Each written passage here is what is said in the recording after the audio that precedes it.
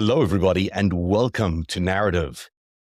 Elon Musk claimed another political trophy today. I intend to resign as party leader, as prime minister.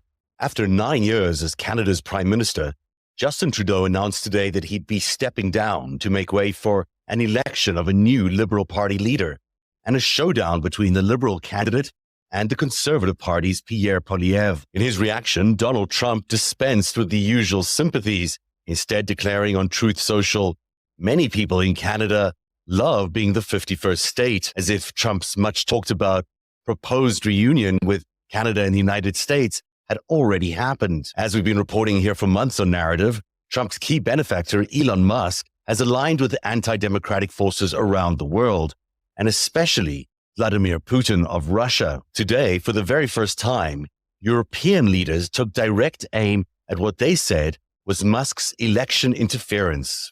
Il y a 10 ans, si on nous avait dit que le propriétaire d'un des plus grands réseaux sociaux du monde soutiendrait une nouvelle internationale réactionnaire et interviendrait directement dans les élections, y compris en Allemagne, qui l'aurait imaginé? C'est le monde dans lequel nous vivons et dans lequel nous avons à faire de la diplomatie.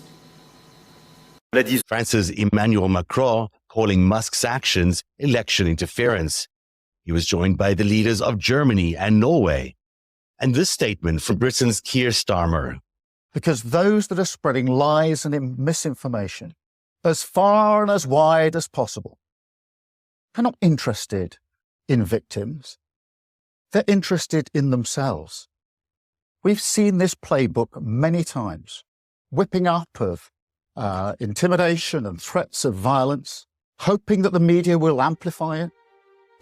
When the poison of the far right leads to serious threats, then in my book, a line has been crossed.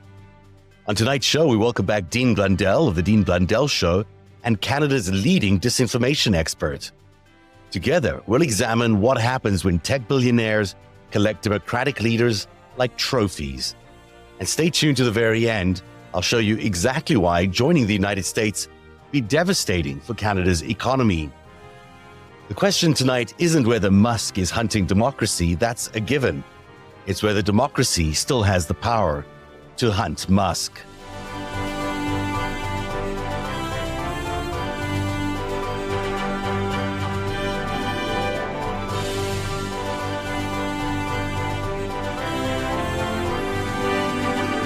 Marcus Kolga is a prominent Canadian documentary filmmaker, journalist, and human rights activist who specializes in Russian and Central and Eastern European issues. He's a senior fellow at the Macdonald-Laurier Institute.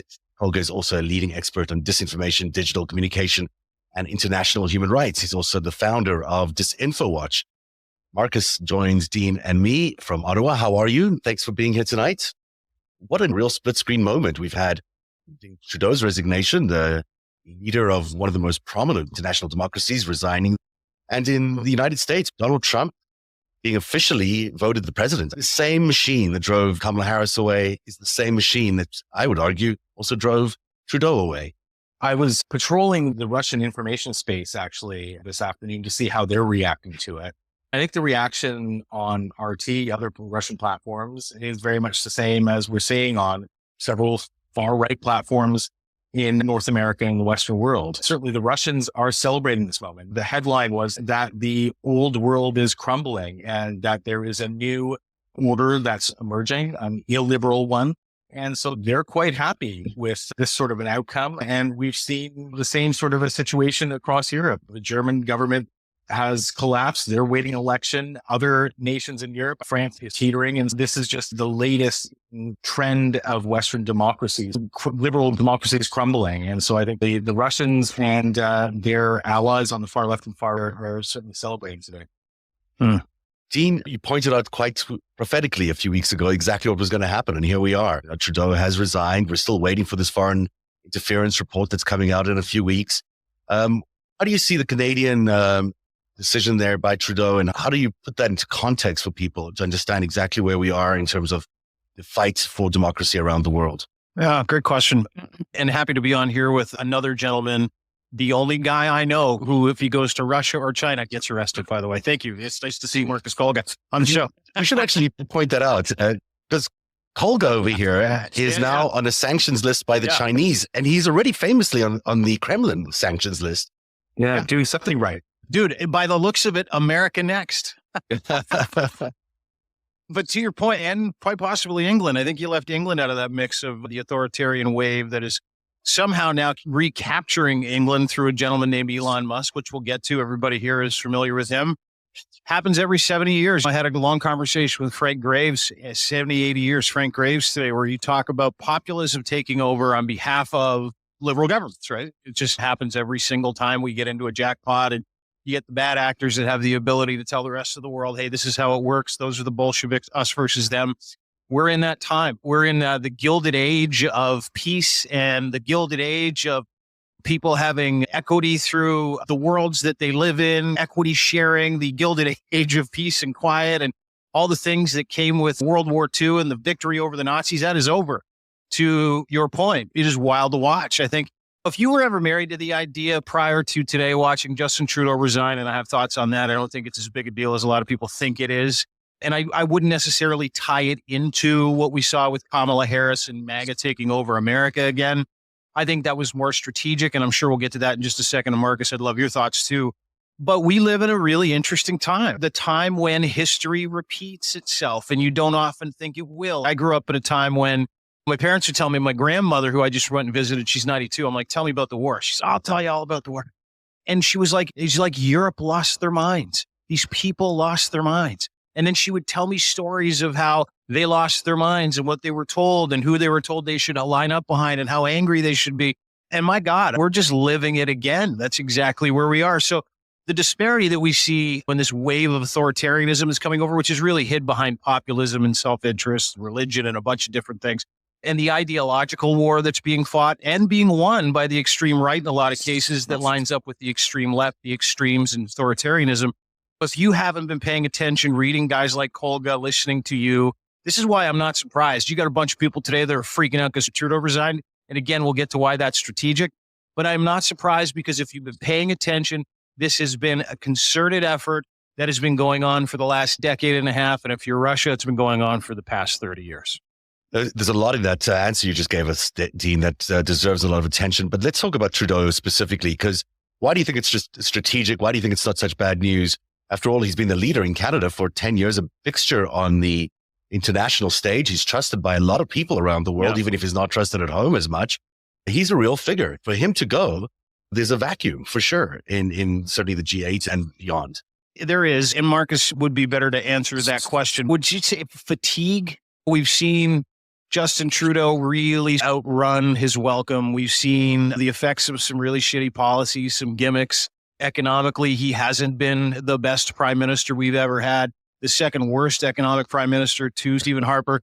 But I think for a lot of people, it's strategic in a sense where, hey, listen, he's hated so much. If you were hoping to stop authoritarianism, people are going to vote against him for authoritarianism who actually line up on the liberal side of the ledger. So they're going to have to get rid of him because he is that much of a cancer in perception. That's my thought, Marcus. I'd love yours too. I think this is a perfect case of perhaps considering term limits on prime ministers in this country. 10 years is a long time. Stephen Harper was around for 10 years and he faced a change as well. It's perfectly normal for any sort of democracy after 10 years to want a change. And that's what we're seeing here. But yeah, I think you're right. After being there for 10 years, internationally, Justin Trudeau became a symbol for progress and for the liberal movement worldwide. But he also became a sort of a lightning rod for the sort of anti-woke movement as well. And I know from monitoring information spaces throughout North America and in Europe as well, when these narratives were emerging, say 4 years ago, Justin Trudeau was often mentioned, whether you're looking at the far right in Estonia or in Italy, it didn't matter where. Trudeau was a symbol for the far right and was a lightning rod for them. But that change that we saw today, I think is perfectly natural. And it would happen in any sort of democracy. 10 years is a long time. Certainly, if you imagine Elon Musk sitting in his office there at X with a bunch of heads of hunted animals that he's collected, he would now have Biden up there. He would have Kamala Harris up there. He'd have Trudeau up there, certainly aiming at the British Prime Minister and the German Chancellor at the same time. And there is something unusual beyond just democracy happening around the world, beyond just tenure. You've got people there who are trying on a mass scale, billionaires, people in power, people in authority figures, who knows what they are, China, Russia, let's call them the enemies of democracy. Yeah. They're all trying to take down these leaders, and these individual leaders of these specific countries are powerless against this machine that Putin and Musk and company have put together. I would just say that I think that we've seen this trend ongoing for the past number of years, I'd say even a decade. And unfortunately, I don't think that we've mustered up the courage to stand up to it, to call it out. That's been a real problem over the past decade. Are we prepared to start doing so? That's what it's going to take. It's the courage, finding the courage to call these people out, to hold them to account, whether it's Elon Musk or anyone else on the far left or far right, engaging in this sort of political behavior and polluting our information spaces. If we don't call it out, we're just going to allow it to continue happening. Is calling it out enough? The pace of this seems to be so quick. We would have expected it to leave so quickly, and now here he is. Same thing is happening in the UK. The pace of change is quite dramatic over there in terms of the Labour Party's popularity. Do you think we have enough time just to call it out? It's a machine that's just rolling over everything, it seems. Yeah, I feel like we're losing. We have been losing for the past few years. The time to start calling it out and holding these actors to account, that time may have passed already. And I think we lost. Right. Don't you think we lost? We should accept that. Yeah. It's hard to accept defeat, you know. I don't think we've lost, at least not in Canada. I think there's still an opportunity to push back. We've got a few months of time at this point, and I don't think we've lost here, but I think we are Western democracies, Western liberal democracies. Yeah, we are losing. Mm-hmm. It will be Canada's the last stand of democracy around the world. Certainly Germany, Britain, of course, amongst them. But it's going to be Canada, really, I think, that's going to have to prove to the world that we can stand up for democracy. And it's a question of whether we certainly don't have in the Conservative Party a leader that looks to be a beacon of democracy. He certainly seems to be someone who might be elected without even a security clearance, which is something that the media is ignoring completely. The resignation today creates a vacuum of sorts, a real political vacuum. It does it instantly propels the Bloc Québécois, which is a separatist party, to official opposition, unofficial opposition status if the election were held today, right? So they're separatists. Then you've got people that are involved in the Canadian government, which would be the Conservative government, a Poilievre-led government, if he does become Canada's next prime minister. And there's a great chance of that, lesser a chance that he makes it all the way to the next election because of some other stuff, which I'm sure we'll talk about in terms of national security, an outside chance of that. But it upsets the fruit basket and the natural order. And so you've got a separatist government, separatist opposition, if the election were held today, that doesn't want to be part of Canada. They want to have their own country. So that changes the tenor and the nature of almost every conversation that we'd have in the House. There's that I find to be an interesting wrinkle.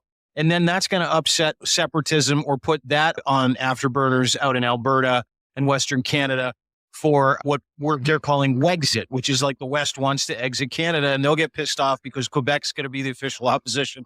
And then you're going to have a fight between a political party that manages this country that is largely centered, the epicenter of the heartbeat of that thing is in the West, and it's supported by a bunch. So you've got real sovereignty and national security and issues with Canada breaking up from the get-go, if this is indeed the case and if we have an election tomorrow. What it does for the other parties that I find really interesting, I don't know, because Trudeau seemed to be the cancer that carried the Liberal Party into the toilet that it is currently in, where it's got like a 19% approval rating, down from 33% 2 years ago. It's just plummeting like a rock. And the Conservative government, or the Conservative government in waiting, has done a marvelous job gaslighting him, attaching every ill that everybody has to liberalism and all its discontents and malcontents, whether it be DEI or everything that we've seen. It's all a gas. And the NDP, they're the most feckless group of morons I've ever seen in a political party. Jagmeet Singh stood up. I know you see that today, Kolga. Jagmeet Singh stood up there and he's like, they're all a bunch of dicks. And you're like, he's so bad at politics. It's crazy. But it really changes the political landscape going into an election year, where on January 31st, you've got a national security report from the Hogue Commission, which Mr. Kolga was instrumental in, coming out, that talks about a lot of foreign interference into Canadian politics, specifically focusing on the Conservative Party, as I understand it. Marcus, is that correct? There's a bit of it going around everywhere. All the parties are going to get called out, so do you think it's just the Conservatives? There's a lot of this going around. Both Liberals and Conservatives have exploited this and have benefited from it. And so I think there'll be a bit of that for both parties. But I think that what we're headed for is a year of complete political uncertainty, potential instability. And we have to be prepared for our enemies to take advantage of this and exploit it. They've been waiting around for this sort of golden opportunity. So we've got 3 months of a leadership campaign coming. Then we've got an election. Parliament may only sit for a few months this coming year. And so that sort of uncertainty it's going to be a golden opportunity for our enemies. And we need to be prepared for Russia, other adversaries, China, to take advantage of that and just flood our information space with all sorts of conspiracies and disinformation, and for the far left and the far right to start, they're going to continue amplifying it in our political environment. I might be an outlier here, but to me, they're orchestrating all of this. You've got these foreign players who are basically determining whether Trudeau is popular or not by using these social networks that they've now acquired and have such reach into the media landscape. You've got the Chinese are clearly involved in at least one of the parties here in Canada. The Indians are involved. They certainly, all of where we're at right now feels to me like they're all foreign puppets basically being manipulated into the situation we're in. And then of course it'll create an opportunity because they're manipulating the entire environment. So it creates an opportunity for them to use. Look, I'm not sure that they're all puppets, but they're all vulnerable to it and they're all benefiting from it to a certain degree. It requires courage to stand up to it, to call it out. And I just don't see that we are prepared to do that. Even with this report coming out at the end of January, I'm not sure that it's going to make much of a difference. And we'll have to see how bold the commissioner is in calling any of this out herself. Mm-hmm. When this report comes out January 31st, and everybody's making a big deal out of it, like it's going to be the death knell for this party, the death knell for this leader, you're absolutely going to find out that this leader and this person was working with this government. No, I don't think that we're going to get much more information than we already have, to be quite honest. The bombshell revelations really came in the first half of the inquiry. There wasn't much that was new other than the fact that we've heard from diaspora communities and how transnational repression may be affecting them. But anything else in terms of our democratic processes, I don't think we heard anything particularly new.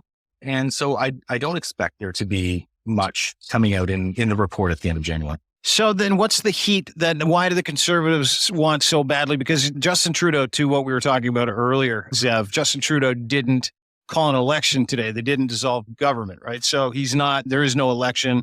They prorogued Parliament, I believe, until late March 24th, 25th, while they do a leadership bid.